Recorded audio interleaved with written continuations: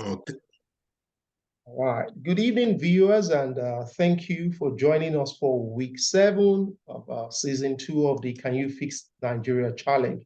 Today, I have with me Mr. Muyiwa Akinyosoye. Muyiwa has over 25 years experience in the oil and gas sector, mining sector, energy sector.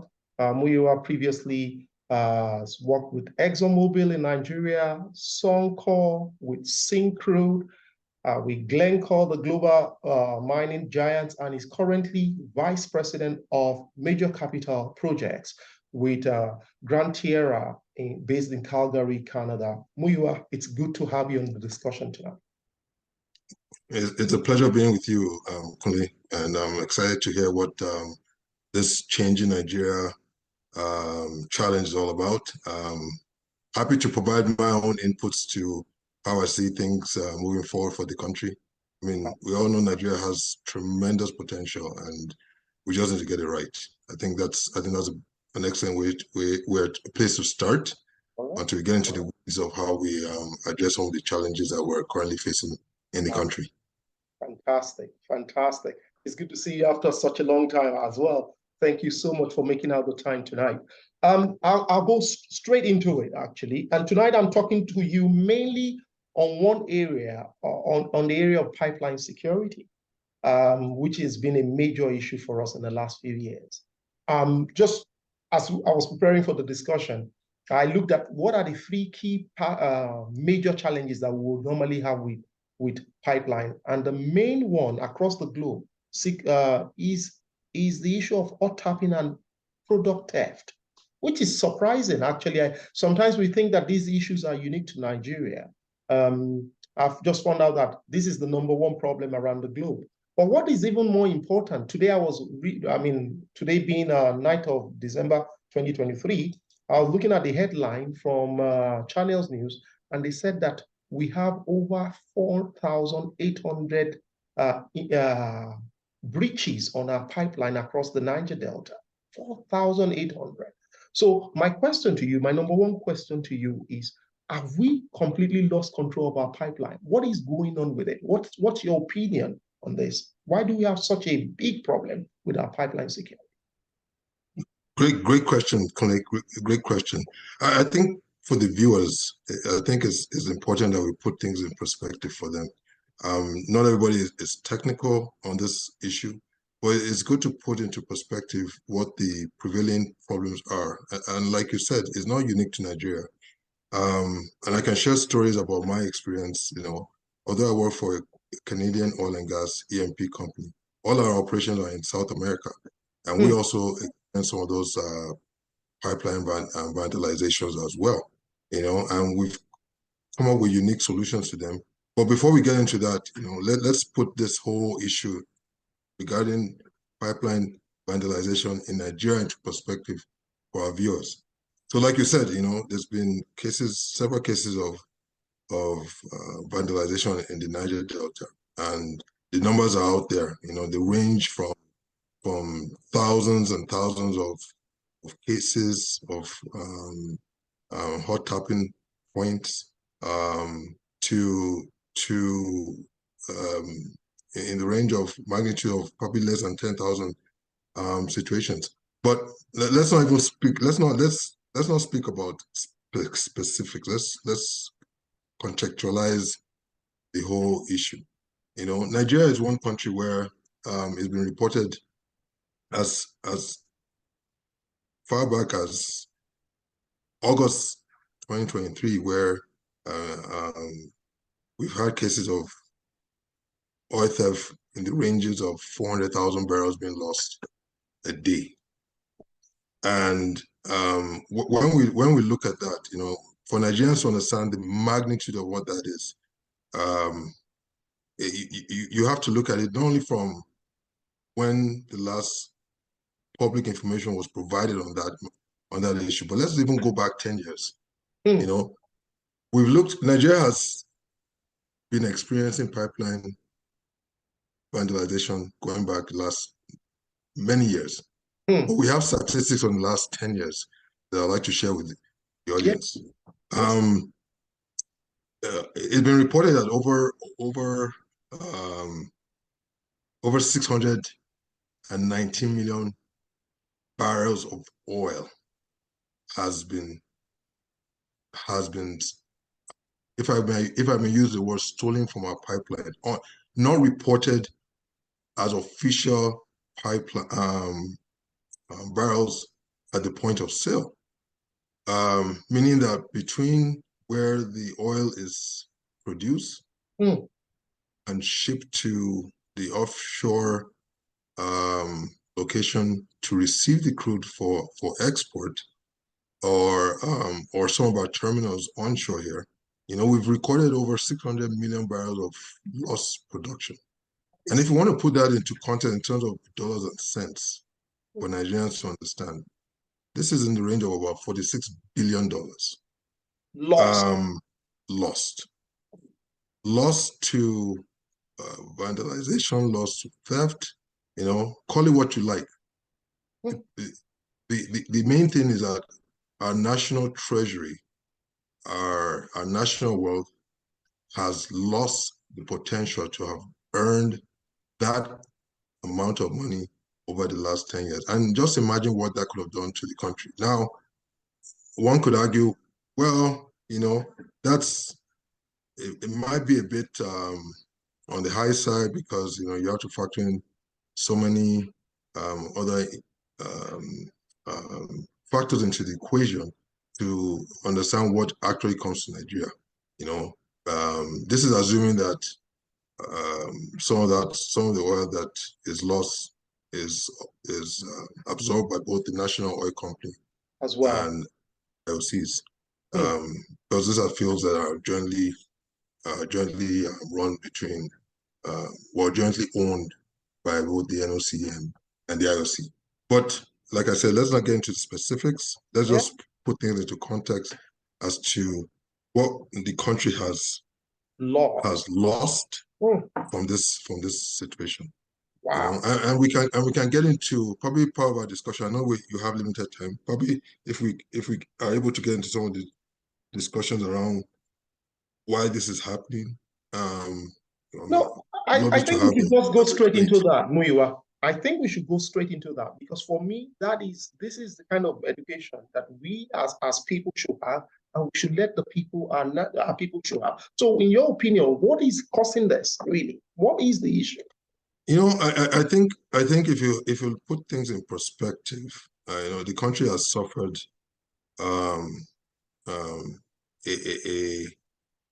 some form of degradation of our socioeconomic status. And this goes from the very guys that this pipeline crisscross their backyard to folks in the working class like you and myself back in Nigeria, who have seen the socioeconomic status degraded over time. So if you look at it from that perspective, you'll find that until we address the elephant in the room, which is we need to increase wealth amongst individuals to not to I won't say discourage, but it doesn't make vandalization of pipeline an attractive option. I see. Option, but that is a much larger conversation that involves every party, every stakeholder. So I think Nigerians would appreciate that. Yes, we all understand that is something that needs to be addressed, and I think the government is working on that. But there's some quick wins. There's some quick wins that we can discuss. There are ways that you can monitor our pipelines, which I believe the current government has taken an improved step in ensuring that happens. But I think overall, I think the political will to ensure that these issues are addressed takes front and center on this matter, because even if you put all the technical solutions in place, but the political will is not there to discourage and deter those who actually go and vandalize these pipelines, these things will never be addressed. They will not be So affected. I see. I exactly. see. But Muyiwa, bottom line, so you've said quite a few things there. You've actually unpacked quite a few things. But I wanted you to go into a little more depth for me. So, for example, you mentioned that there are technologies which are available. But if the political will and the social issues are not there, even if you put those technologies there, they will not be able to solve the problem. So I get that. But please share with us what kind of technology we can use first. And then as a second step, what do you expect government or our regulatory authorities to do so that we can we can handle this issue? If you just take that for me in a minute or two. Okay, that's an excellent question. I think it's also important for the viewers to understand that a lot of our old legacy pipelines were constructed and installed above ground. So you have a lot of legacy shell pipelines that creep across the Niger Delta that run literally in the backyard of people's homes and where they carry out their day-to-day business. So once you have a pipeline that's exposed, and you have, folks trying to feed their families and see this opportunity for some quick wins to tap into these lines and extract what they can extract from the crude oil, and probably through local refining, generate diesel that they can sell or run their business or whatever they use those proceeds for. So to answer your question, I think in going forward, and I believe many companies are taking this view as well. Going forward, and there are reasons why probably back then Shell decided to use surface pipelines as opposed to buried pipelines. Because you find that buried pipelines are not subject to the kind of vandalism that you find when the pipelines are literally just right behind your house and you can easily just go in there and tap those lines. So I think one of the solutions, what I've coined and probably mid to long-term solution, is that companies need to start taking a look at buried pipelines, and I think that is the approach most are doing right now. It obviously is more expensive. We all know it's more expensive, but it's the right thing to do. It's pleasing to the eyes, from an environmental standpoint. You don't have pipelines literally crisscrossing the Niger Delta or other places of the country or anywhere in the world. And so I think that is one solution to the problem. You also talked about, we've talked about. Please go on. Please go on. So that is one of the quick wins that I think would be we could take advantage of. Okay. We talked about. Sorry, you also mentioned monitoring our pipelines. There's so many technologies out there, to monitor pipelines. The acoustic measuring devices. They're utilizing ultrasound technology to detect anomalies in your pipeline, pressure drops. Yeah. So there are ways that you can, and with these devices, you can easily monitor those activities alive from a control room, to ensure that the anomalies that you see can be easily detected to a geographic location, and you can easily send an intervention a crew to go and inspect what's actually going on. Because sometimes we tend to, there could be false positive data that is fed back to the control center that people, it still needs to be verified to ensure that I get your point. Yeah, I get your point. Muyiwa, let me ask you a more controversial one. So you've talked to us now about big numbers. Over 600 million barrels lost, yeah? $46 billion in lost revenue. Now, how has the Nigerian government reacted to that? The Nigerian government has, I don't know whether you are aware of this, they've brought in a gentleman, or I don't know whether he's a gentleman. There's a person called Government Tompolo, and he has this contract to protect the pipeline and, and to report leakages and things like that. His company is called Tantita. I've discussed this with a few people in the industry, and most people are open to it. Do you understand? I, on the other hand, I'm very skeptical about non-government actors, protecting national lines. Recently, I don't know whether you followed what happened in Sudan, where the RSF rebels basically overran the country. This was a group of people which was outside the control of the army, and the government put these guys in place. I wanted to hear your own opinion, and I'm sorry to put you on the spot, but in your opinion, do you think this is the right approach? I mean, you mentioned that in South America, you have this kind of issue, pipeline vandalization. Also, what has the government done in those kind of countries to address this? Okay, and that's another excellent question. I think, in my view, one has to look at things from a perspective of think about the end goal in mind. If the end goal is to secure a pipeline, and the most, like I said, I can't speak to the details, but if the most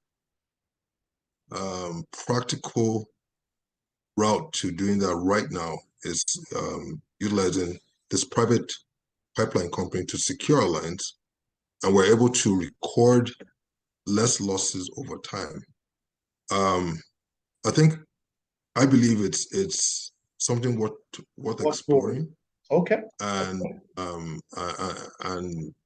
I think government's desire to consider that, you can't really fault them for that, because if the end goal is to secure our lines, secure our crude oil, be able to still recover our commonwealth through appropriate sales of our crude, as opposed to the theft that we've recorded over the years and money going in the hands of the wrong people. I believe it's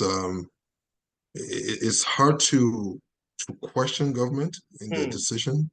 I believe they've also taken into consideration many factors, many options available to them, and I would imagine that it's almost like going through a stage gate process of project management. You look at various options and you select the right technology to. So I believe they've also taken that approach in deciding the best party to manage a pipeline. And I think government has even recorded some wins from this. I believe, like I said, the last port ATU on our pipeline vandalization or pipeline losses was in the neighborhood of about 400,000 barrels a day. But Nigeria's crude production has increased significantly over the months since President Bola Tinubu has come into power. And I think that is where I say the political will has to be there. And we've seen some gains. Obviously, there's been recorded cases of pipeline theft. There's still cases of pipeline theft. Like I said, it is a problem. It's only unique to Nigeria. It's all over the world. So that will continue to happen, but you want to minimize your losses significantly. When you are recording 400,000 barrels out of a production of almost 1.2, 1.3 million, that's almost 30% of your production. And how do you attract foreign investment to the oil sector? They have to take that into account. I mean, that's a lot of money. That's a lot of money that they will potentially lose if that issue is not addressed. So it's important that the country addresses it, to attract the right level of investment and participation in the sector. We know how much oil brings into the country, and in terms of revenue, so it's something that needs to be addressed and fixed. Okay, let me come to another question, which is often associated with this. And there are two very quick ones. If you could just give me what you think about those. So often associated with this vandalization is the issue of pipeline explosion. you know. And in many cases, we have lost a lot of people, you know, when these things explode. 300 people died in Benin the other day, this, that. Secondly, there's also a concern about whether our metering systems are really working. I remember, I think it was Tony Elumelu the other day who was saying that the product that comes to Bonny Export Terminal, you know, I think maybe he took over Bonny Export Terminal, I don't know. But he was saying that there was about 90% loss along the lines. So now, I mean, 90% loss is really, I don't understand how that comes. So I'm asking myself, is it that our metering system is not really working? Because it's not possible.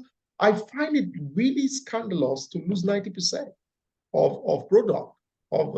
So do you think there's a problem with our metering? So two questions. Is there a problem with our metering systems? And also explosion. Where are we? What can we do? Is there anything that we can do from your experience in Canada, from your experience in South America, or what can we do to limit this explosion? Okay, so I'm hearing two questions there, and let's start with the metering issue. You know, you and I are essentially facilities folks, software folks. As engineers, you know that nothing lasts forever. So for the assumption that you can have a metering system in place and not look back to recalibrate those metering systems periodically is a misnomer from the get-go. So people have in the industry, at least those in the industry know that you need to periodically go back and recalibrate your meters to ensure that you're getting the right metering through those meters.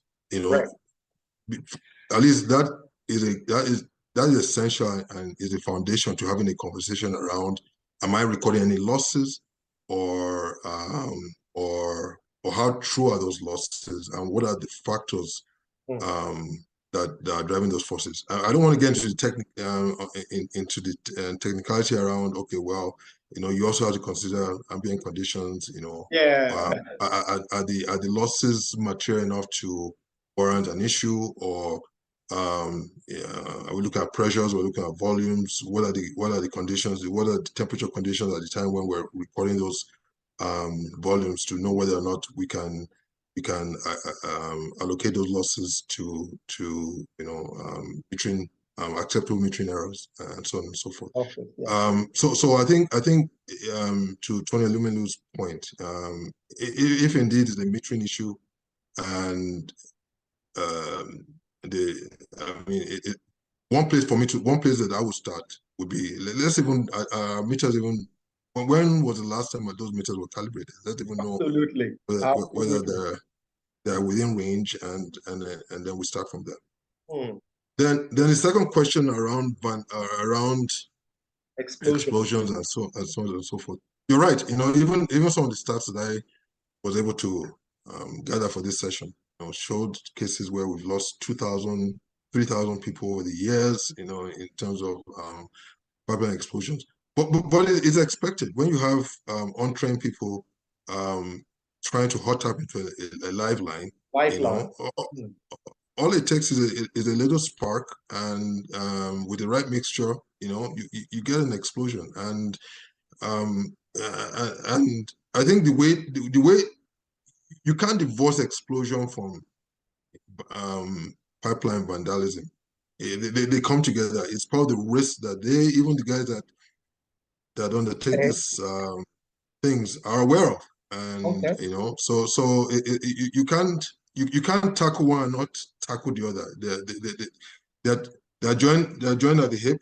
So if we're able to tackle the pipeline vandalism, the explosion, from illicit valve on lines, or hot tapping, as one wants to call it, would naturally take care of itself. Okay. All right. So Muyiwa, let me bring you back to another question then now. So earlier you made a point about the fact that most of our lines are exposed and would have been better off if these things were covered. And I agree with you 100%. I'm working in the Middle East at the moment, at least, and all the lines I deal with are completely buried. There's a bond on it. There are specifications for that. We follow the API codes, the appropriate codes, and you show that. Now, I put the question to you. Can we retrofit our network to do this? Is it feasible? Is it possible? And if so, how do we go about it? Yeah, I don't know. I think probably one way to address this problem, in Nigeria, we don't really have a midstream sector. Hmm. Most of our pipelines in the country are owned by either the upstream sector. They've had to find ways to evacuate their crude to market, so they took on the role of putting in pipelines to get their products to crude. Okay. Probably if we considered midstream companies that all they do primarily is Pipelines. I see. pipelines, you Okay. might be able to get new investment to the country that would install appropriate pipelines across the country, and probably through there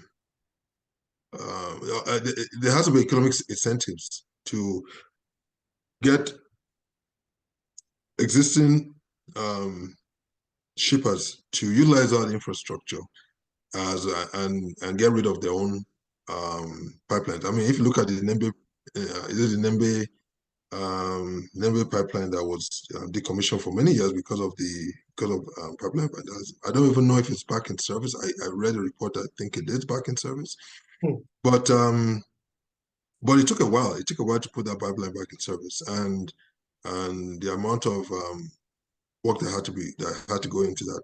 So the only way we can address the legacy lines that are above ground is if there is a way of attracting midstream pipeline companies to come into Nigeria, or Nigerians, or these pipelines are ingrown locally. These pipeline companies are ingrown locally, Hmm. and so that business sector that I find missing right now in the industry in Nigeria. We talk a lot about the upstream, the downstream, but not much on the midstream. Midstream is missing. Is missing. And if you look at Canada, I mean, there are many pipeline companies here. There's Trans-Canada Pipeline, there's Enbridge, and the beauty about the pipeline industry or the midstream industry is that, you know what, no matter what the price of oil is, they still make their tariff. Because why? The oil companies still have to ship their crude. Correct. So even if oil drops to $50 a barrel, the pipeline company is charging $6-7 a barrel to ship it your crude To to the transport it market. for you. You still have to pay because you have to get your crude to market. So it is a great business. It's very safe. Great, if you even from an investment point of view, the great annuity. It's always is a sector that always keeps on giving. In terms of that as is long a as brilliant idea. Honestly, I was actually, one of the questions I had for you was I wanted to find out what you guys did in Canada about this. And as you mentioned, Trans-Canada, I remember that. You're right. All the big pipelines going to the US, for example, all those lines are managed by these guys, not by the end owners, not by the E&P companies. It's a great idea, actually. Yeah, yeah. And the same thing in Colombia too. Most of those pipelines originally were built by some of these pipeline companies, but have since been taken over by their local arm. I mean, in Colombia, example, they have what they call Senate. Senate is a pipeline company that ship crude oil as well as refined products. So if you want to get into that pipeline, you have to uh, get approval, and then obviously from a commercial standpoint, you guys discuss. We discuss terms, and if it's favorable, we put in the infrastructure. They put in the infrastructure, and we get connected. But we also have to realize that there are other solutions in the short term, which might be a little bit more expensive to the situation of lack of security of our pipelines for us to ship our crude. Talk And us I'll share an talk us through example. those, because that was one question I had on my list for you. Please talk us through those.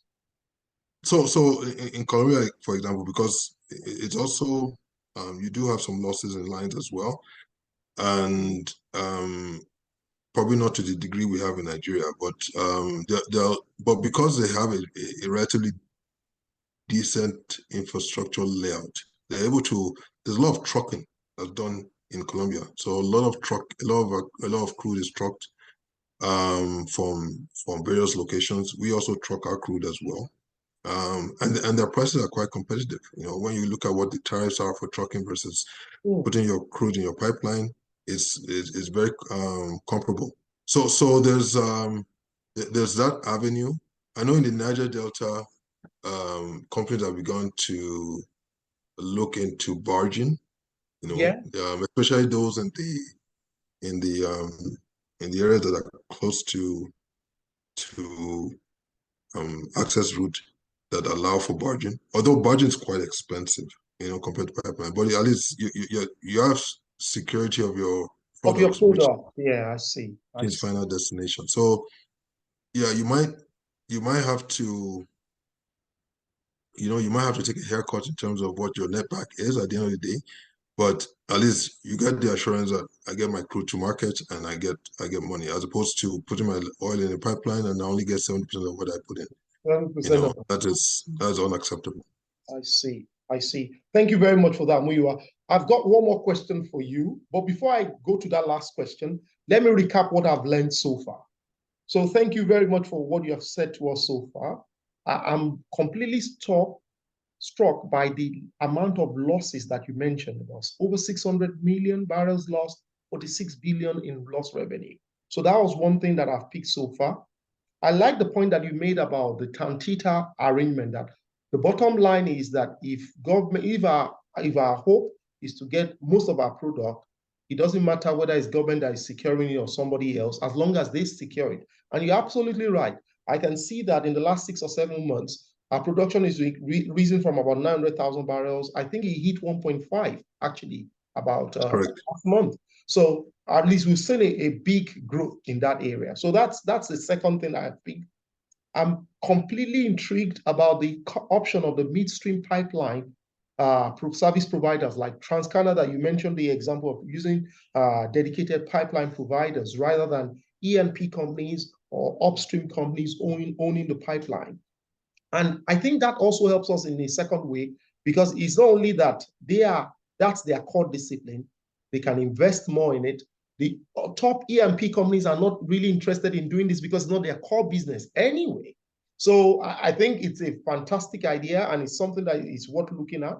You also mentioned the issue of trucking, potential for trucking and barging, despite the high expenses, but at least you are guaranteed on the safety of your product. So that's 5, 6, 7 things I've already picked from this discussion, and I really appreciate that. I put my last question to you because I'm beginning to run out of time.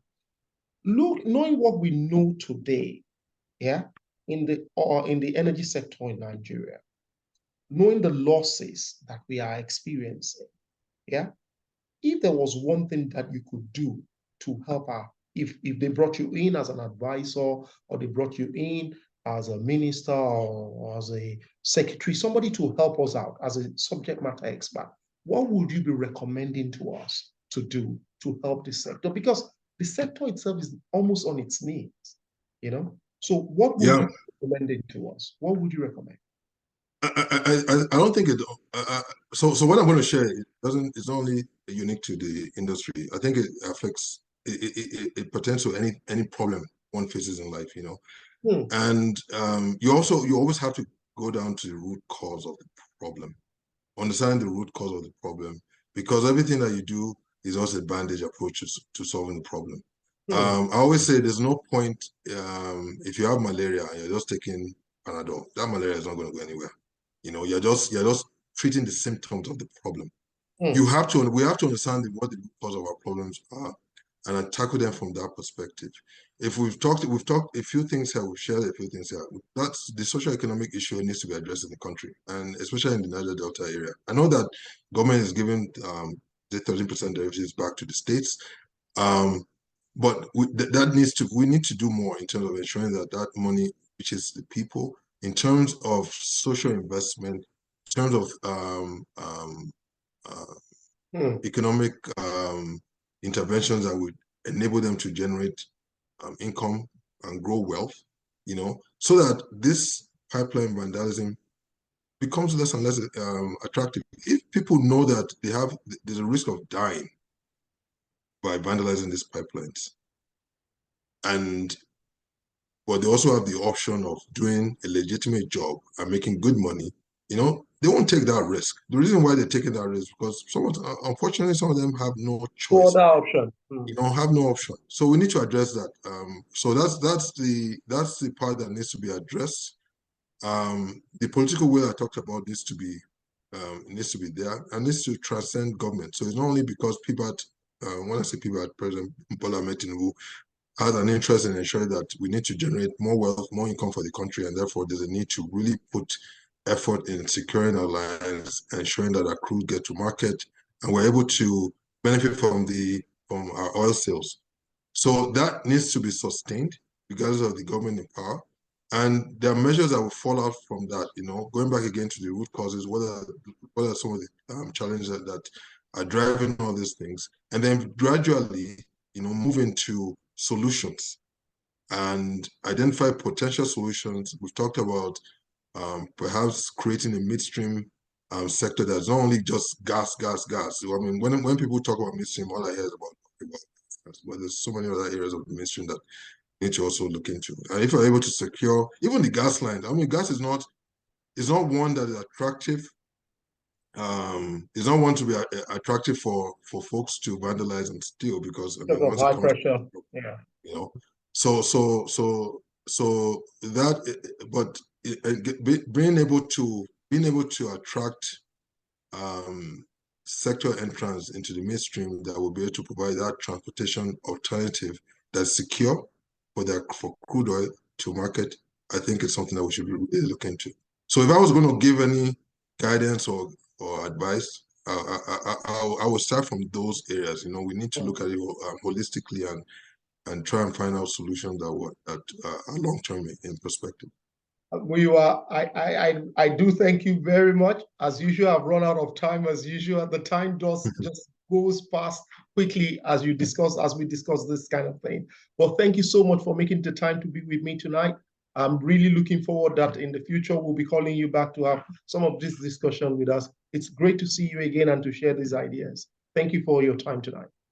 No, thank you, Kone, for having me, and it's a pleasure to share my thoughts and my views on the issues at hand. I mean, Nigeria is a great country. We all need to industry experts need to all come together and bring in their own expertise in finding solutions to these problems. These problems are they're not impossible to overcome. We just need to have the right will and the desire to address them.